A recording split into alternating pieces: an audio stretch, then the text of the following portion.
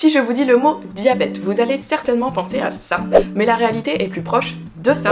Bonjour le comité Pictanovo, je suis Coralie, j'ai 28 ans, lilloise et je suis créatrice de contenu spécialisée dans le diabète de type 1 et je suis aussi patiente experte dans cette pathologie. Pour toutes les subtilités liées au diabète, je vous laisserai lire le dossier. Ce que je peux vous dire, c'est que les réseaux sociaux ont signé ma renaissance. Et oui, je crée ma page Coco & Pody en plein burn-out diabétique et je découvre que je ne suis pas la seule dans la tornade des émotions et des questions que provoque le diabète. Grâce au réseau, je trouve un véritable espace d'échange, de partage, d'écoute, mais surtout d'inspiration. Ces créations de contenu m'amènent à participer à des tas d'événements liés au diabète. Et je rencontre par le même temps des tas de profils inspirants. Les diabétiques de type 1 eux-mêmes, elles-mêmes, leur entourage, mais aussi des professionnels de santé. J'assistais alors à trop de belles conversations, riches d'astuces, de conseils, et je pouvais plus supporter l'idée qu'elles se perdent dans la nature puisque j'étais persuadée qu'elles pouvaient être utiles à toute la communauté. Alors un peu comme les Pokémon, j'ai décidé de toutes les capturer. J'avais envie d'un format talk show mais version diabète. Un format cool, frais, où les codes d'internet s'inviteraient dans le médical. C'est en avril 2023 que cette vision devient réalité avec la diffusion du premier épisode de Talkipody, totalement fait maison avec les moyens du bord, la communauté adhère, alors je décide de continuer. Les objectifs avec cette émission sont clairs. Le premier, accompagner et inspirer les personnes diabétiques de type 1 en créant une bibliothèque de témoignages ressources. L'idée c'est de parler de tout sans tabou et d'évoquer des sujets qu'on n'ose pas forcément évoquer avec ces professionnels de santé. Pas si niche que ça le diabète de type 1 puisqu'il touche 9 millions de personnes dans le monde,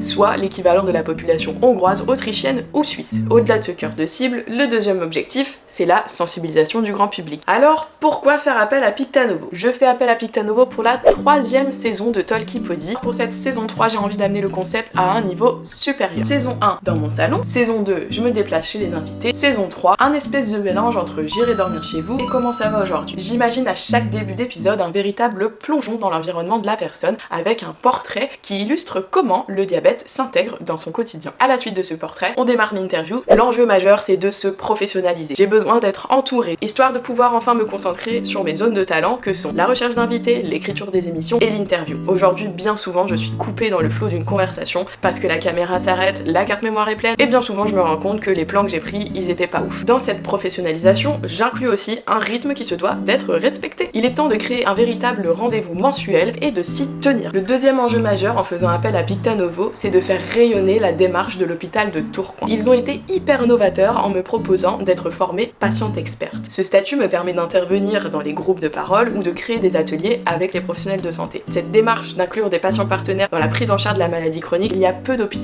qui le font. Je suis sûre que de près ou de loin, vous connaissez quelqu'un qui vit avec un diabète, ça serait vraiment très cool que vous soyez la personne à lui conseiller une bibliothèque de témoignages ressources inspirants, non ?